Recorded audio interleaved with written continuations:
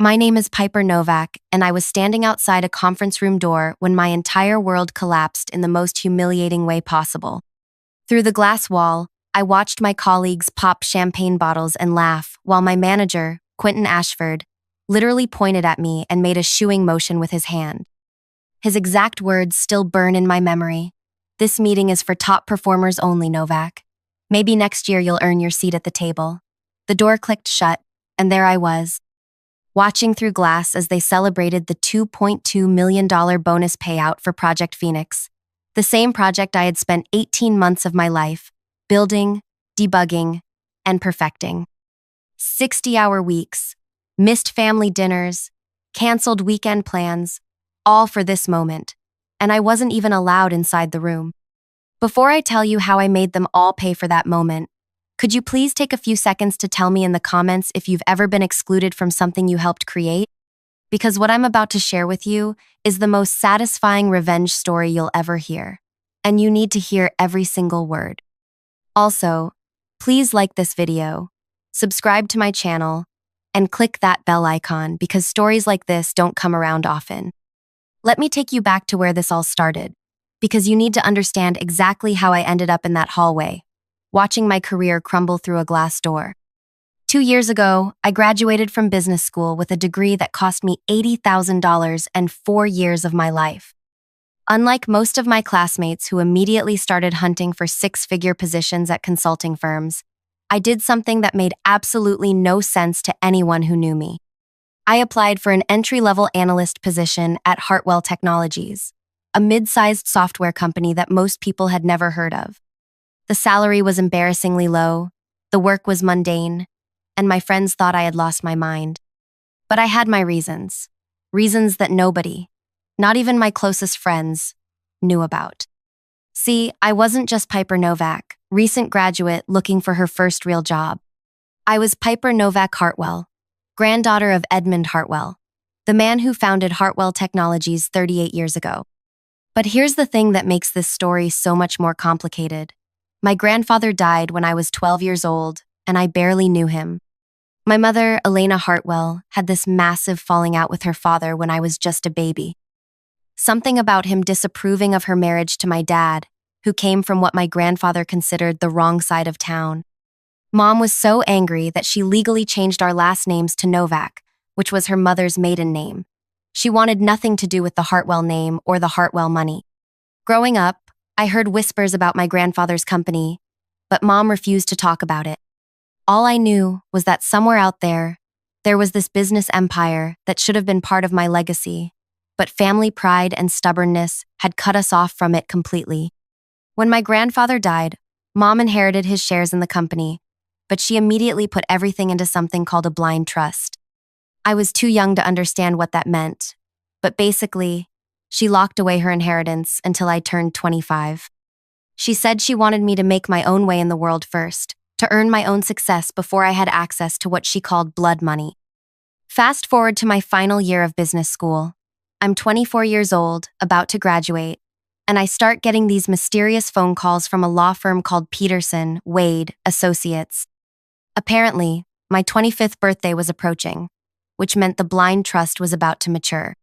The lawyers explained that my mother had inherited 48% of Hartwell Technologies when my grandfather died. But here's where it gets interesting. My grandfather had also left me 20% directly in his will, bringing my total potential ownership to 68% of the company. 68%. That meant I would own a controlling stake in a company I had never set foot inside. The lawyers kept calling, wanting to schedule meetings, wanting to discuss my options, but I had this crazy idea brewing in my head. Instead of just walking in as the owner's granddaughter and taking control, what if I actually earned my place? What if I started from the bottom, learned the business inside and out, and proved that I deserved to lead this company not because of my last name, but because of my abilities? So I applied for that entry-level position under the name Piper Novak. During the interview process, nobody connected me to the Hartwell family. Why would they? I looked like any other recent graduate desperate for work experience. I interviewed with 3 different managers, including Quentin Ashford, who would later become my direct supervisor and the man who would ultimately push me toward the most satisfying revenge of my entire life. Quentin was one of those managers who seemed nice enough during interviews but revealed his true personality once you started working for him. He was the type of person who took credit for your ideas in meetings, who gave you impossible deadlines and then acted surprised when you struggled to meet them, and who had this annoying habit of explaining things to you like you were a child, even when you clearly understood the concept better than he did. My first 6 months at Hartwell Technologies were brutal. I was assigned to the data analysis team, which basically meant I spent 8 hours a day staring at spreadsheets and creating reports that nobody seemed to read. The work was mind-numbing, but I told myself it was temporary. I was learning the company from the ground up, understanding how each department operated, figuring out where the real problems were. And there were problems. So many problems. The company was profitable, but barely. Departments didn't communicate with each other. Projects took twice as long as they should have because nobody wanted to make decisions without getting approval from 5 different managers. The technology was outdated, the employees were demoralized, and the leadership seemed completely disconnected from what was actually happening on the ground level. But I also saw the potential. Hartwell Technologies had incredible talent, innovative ideas, and a client base that genuinely loved working with us. We just needed better leadership and a clear vision for the future. That's when Project Phoenix came into my life. 8 months into my time at the company, Quentin called me into his office and explained that we had landed the biggest client in company history. A healthcare network wanted us to build a custom software platform that would revolutionize how they managed patient data across their 12 hospitals. The contract was worth $2.2 million, and if we delivered successfully, it could lead to similar contracts with other healthcare networks across the country. The only problem was that our senior developers were already stretched thin with existing projects. Quentin needed someone to take on a bigger role, someone who could coordinate between departments and make sure everything stayed on track. He offered me the position, but with a catch. I would be doing senior-level work for my entry-level salary. I should have negotiated. I should have demanded a promotion, a raise, or at least some kind of official recognition. But I was thinking about the bigger picture. This was my chance to prove that I could handle major responsibility, that I could be a leader in this company. So I said yes. For the next 18 months, Project Phoenix became my entire life. I coordinated between the development team, the design team, the quality assurance team, and the client relations team. I created project timelines, managed budgets, troubleshot problems, and basically became the person everyone came to when something went wrong. And things went wrong constantly. The original timeline was completely unrealistic. The client kept changing requirements. Our senior developer quit halfway through the project, leaving us scrambling to find a replacement. There were weeks when I was working 70 hours, sleeping in the office, living on coffee, and vending machine snacks. But we were making progress. Slowly, painfully, but we were building something incredible. The software platform was going to be revolutionary, exactly what the healthcare industry needed. The client was thrilled with our progress, and word was starting to spread that Hartwell Technologies was capable of handling major contracts. Throughout this entire process, Quentin was taking credit for everything. In client meetings, he would present my work as his own ideas. In company meetings, he would talk about his project and his timeline. I kept telling myself that this was normal, that entry-level employees don't get recognition for major projects, that my time would come. My 25th birthday happened right in the middle of Project Phoenix chaos. I was so buried in work that I almost forgot about the blind trust completely. The lawyers called me 3 times that week, wanting to schedule a meeting to discuss my inheritance. I kept putting them off, telling them I was too busy with work. Which was true, but also, I wasn't ready to make that decision yet. The project was so close to completion, just a few more months, and we would have delivered something that would transform the company.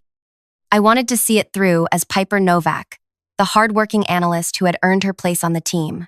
Then, maybe, I would reveal who I really was. But Quentin had other plans.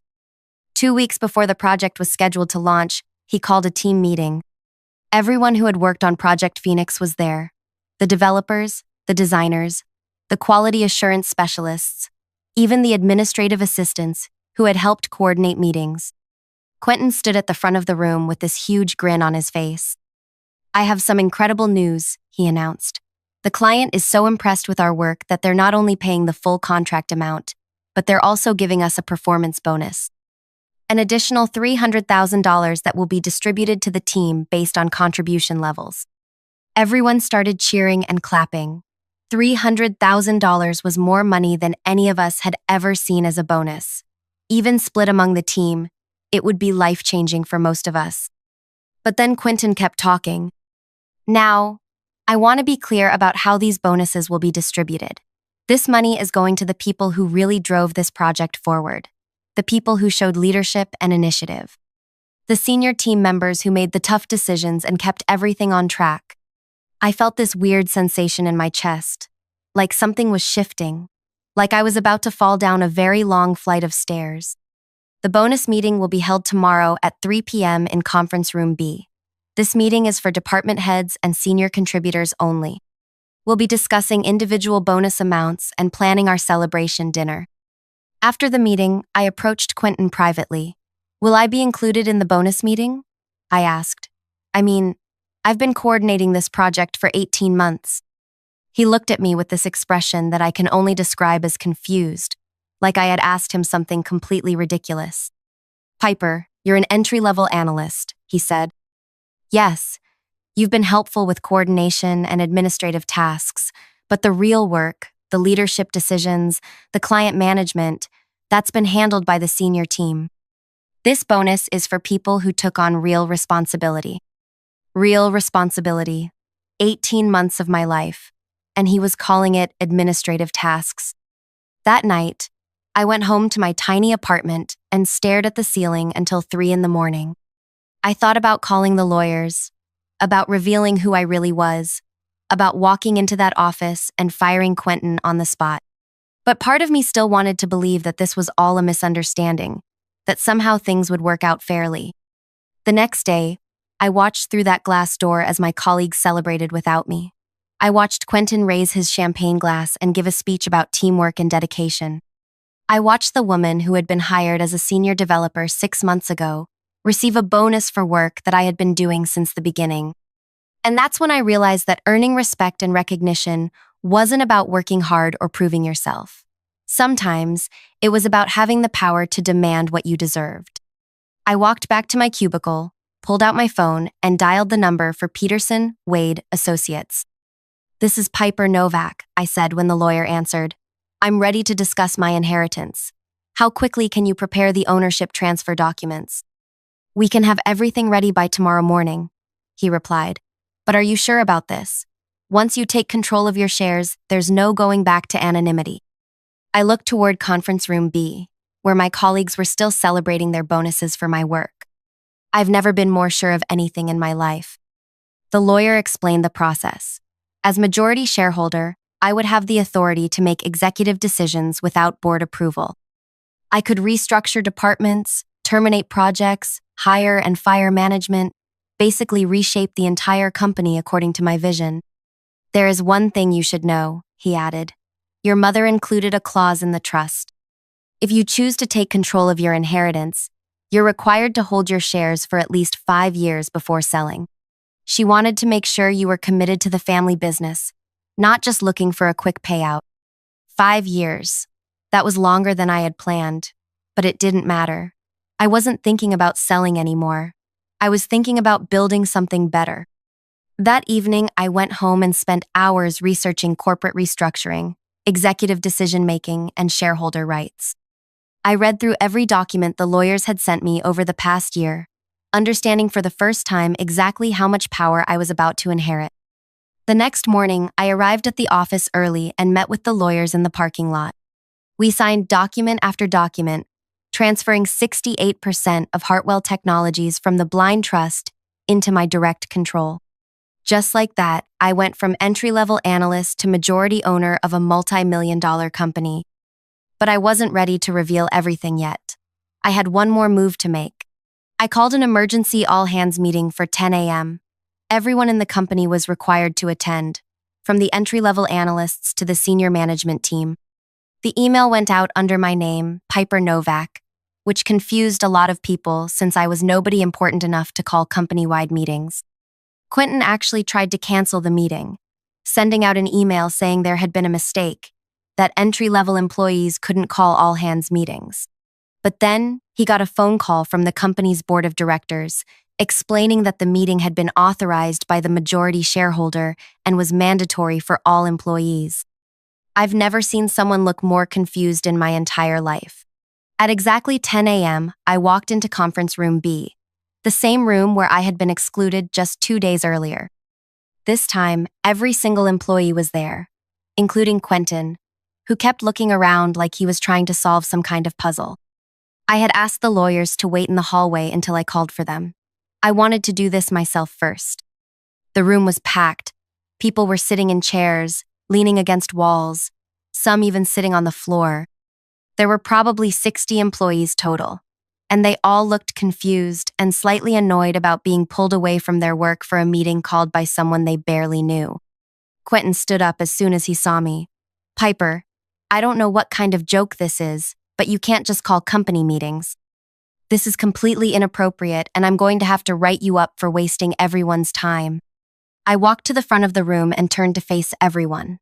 My heart was beating so fast that I could hear it in my ears, but my voice came out steady and clear.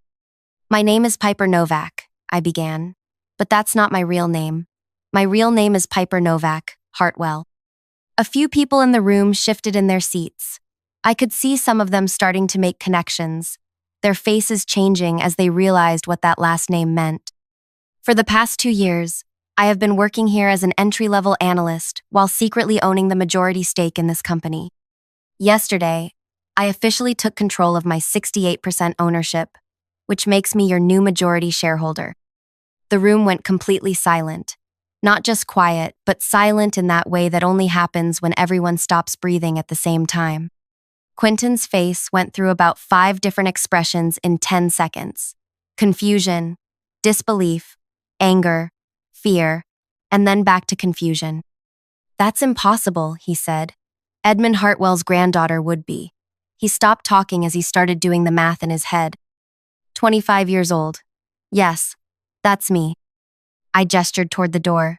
"I have 3 lawyers in the hallway with all the documentation if anyone wants to verify this, but I assure you, everything I'm telling you is completely legal and legitimate." The senior developer, a woman named Roxanne Flint, who had received a $15,000 bonus 2 days earlier, raised her hand like she was in school. "So you've been here for 2 years, watching us work, while secretly owning the company?" "That's correct. I wanted to understand this business from the ground up. I wanted to learn what was working, what wasn't working, and what needed to change. And over the past 2 years, I've learned quite a lot." I pulled out a folder that I had prepared the night before. For example, I learned that Project Phoenix, which we just completed, was managed almost entirely by me for 18 months. But I was excluded from the bonus meeting because I'm supposedly just an entry-level employee who did administrative tasks. Quentin's face was getting redder by the minute. "Now wait just a minute. You can't just..." "Actually, I can. As majority shareholder, I can do whatever I want. And what I want is to make some changes around here." I opened my folder and pulled out the first document. "Effective immediately. I am terminating the Project Phoenix bonus structure that was announced 2 days ago." Several people gasped. Roxanne looked like someone had just told her that her house was on fire. "Instead, I am redistributing those bonuses based on actual contribution to the project. The people who actually did the work will receive compensation that reflects their effort." I pulled out another document. "I am also implementing a new management structure. Anyone who believes in excluding team members from recognition will no longer have teams to manage." Quentin stood up so fast that his chair fell backward. "You can't do this. I've been with this company for 8 years. I have contracts. I have employment agreements.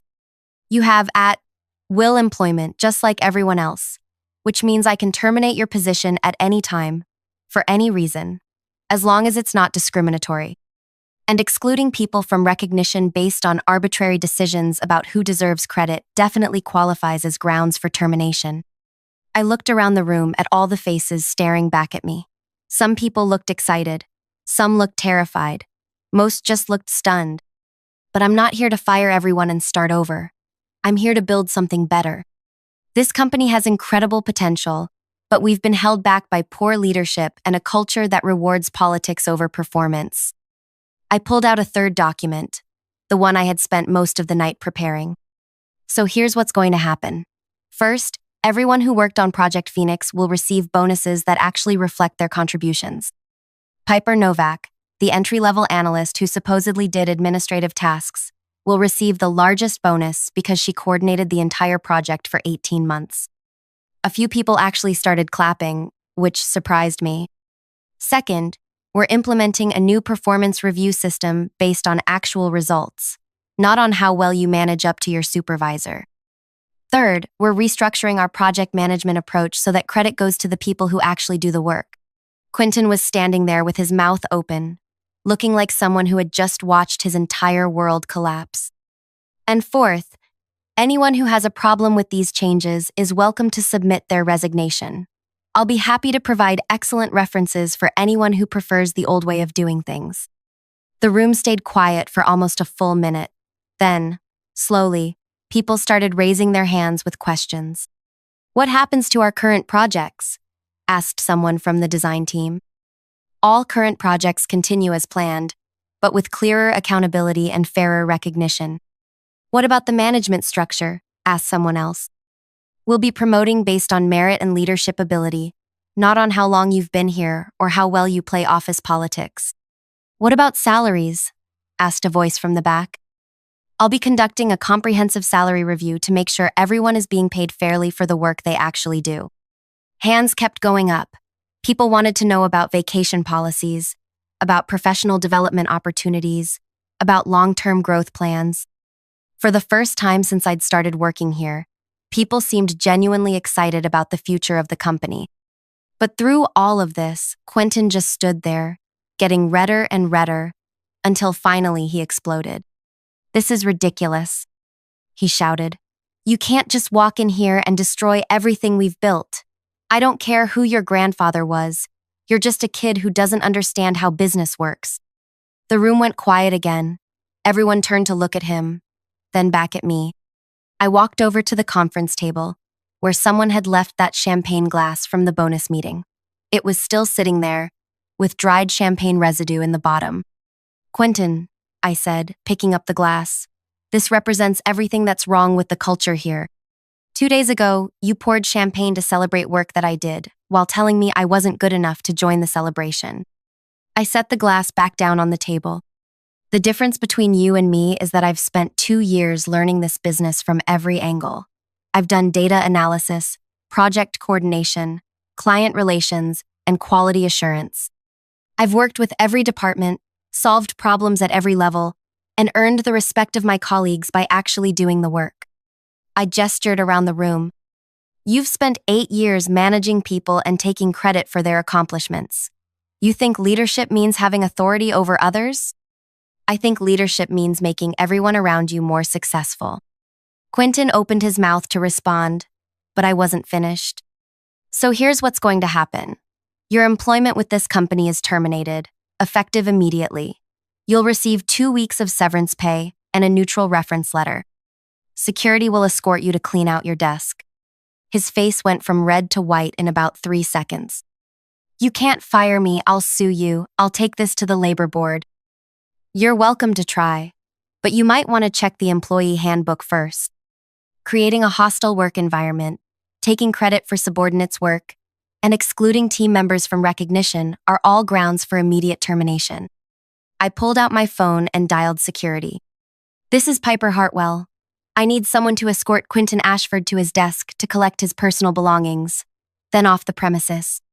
The use of my real last name clearly got through to him, because he suddenly deflated like a balloon with a hole in it. "You planned this whole thing," he said quietly. "You've been planning this for 2 years." "No, Quentin. I planned to earn my place here legitimately, to prove myself through hard work and dedication. You're the one who decided that my contributions weren't worth recognizing.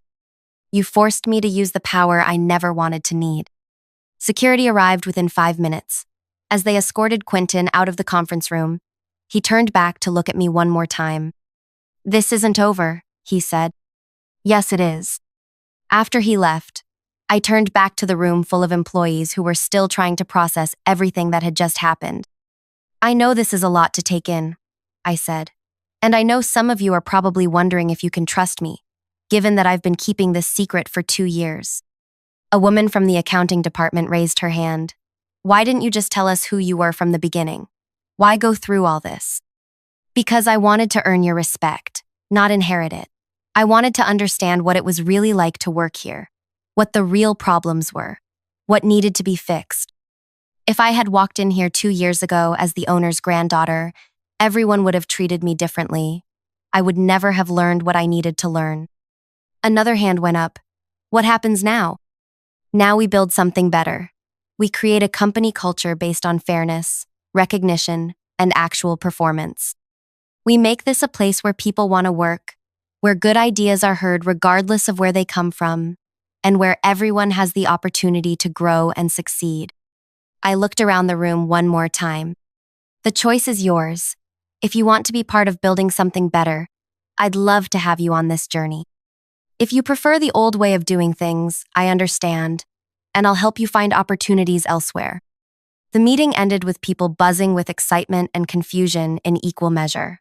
Some employees came up to me afterward to ask more detailed questions. Others just left quietly, probably needing time to process everything. Over the next few weeks, the changes I had promised started taking effect.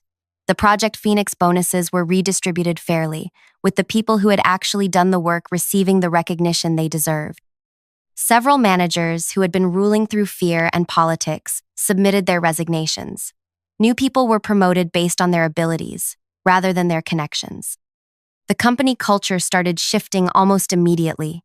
People began collaborating more openly, sharing ideas without fear that someone else would take credit. Projects started moving faster because decisions were being made by the people who actually understood the work.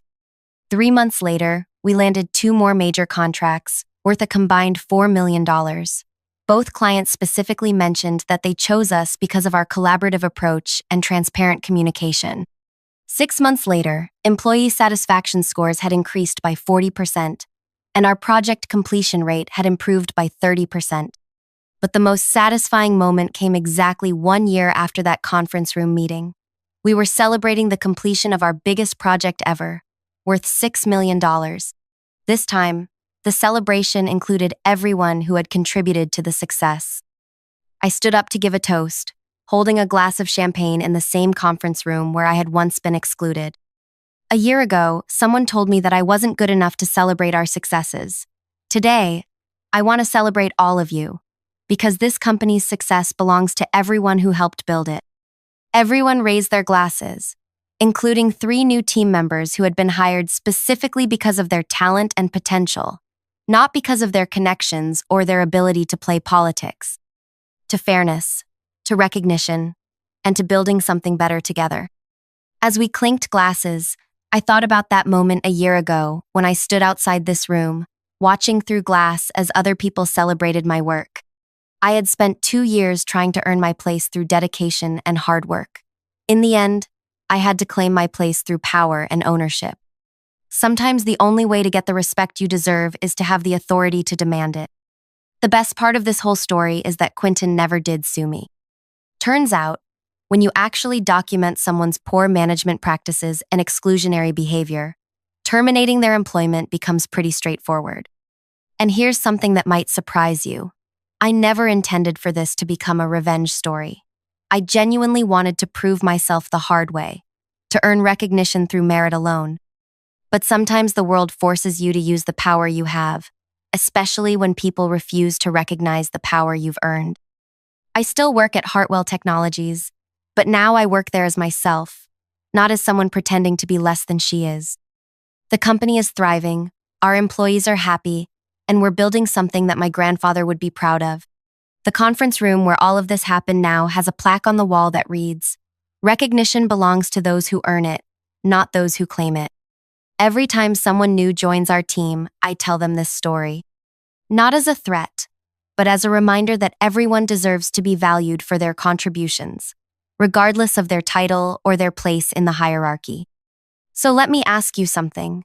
Have you ever been excluded from recognition for work you did? Have you ever watched someone else take credit for your ideas, your efforts, your sleepless nights? If so, tell me about it in the comments below, because I guarantee you're not alone.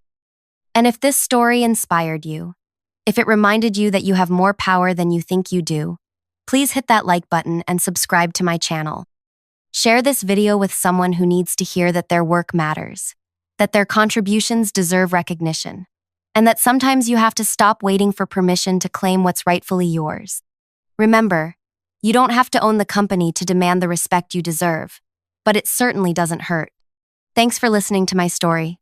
I'll see you in the next video.